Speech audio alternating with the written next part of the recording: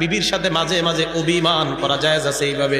আপনার বিবি বারবার গুনাহ করে, আপনি বলেন গুনাহ করবা না, নাটক দেখবা না, সিনেমা দেখবা না, এরপরে আপনি যখন বাসায় না থাকেন চুপে চুপে আপনার মোবাইলটা দিয়ে আপনার বিবি নাটক সিনেমা দেখে বলে আপনার কাছে প্রমাণ হয়ে যায়। এবার আপনি বুঝাইলেন তুমি আমার অগোচরে আমার সন্তানাদির সামনে নাটক সিনেমা দেখো, এটা বড় অন্যায়। বারবার বললাম তুমি দেখবা না।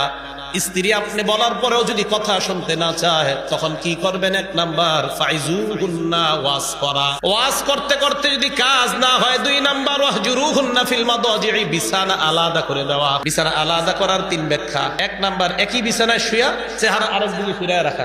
বিবিরে বুঝাবেন আমি তোমার সাথে রাখবো, তুমি যদি এই গুনাহ না ছাড়ো আমি তোমার দিকে তাকাবো না। বিবি যেন বুঝে আমার স্বামী আজকে গুনাহ করার কারণে আমার দিকে তাকায় না। একই ঘরের মধ্যে থাকবেন, আপনি খাটে বিবি সোফায়, অথবা আপনি সোফায় বিবি খাটে, বুঝাবেন তোমার সাথে আমি রাখ, কেন তুমি গুনাহ। 3, একই ঘরের মধ্যে আপনি এক রুমে বিবি আরেক রুমে, কিন্তু এই কথাটা যেন পরিবারের অন্য সদস্যরা না জানে।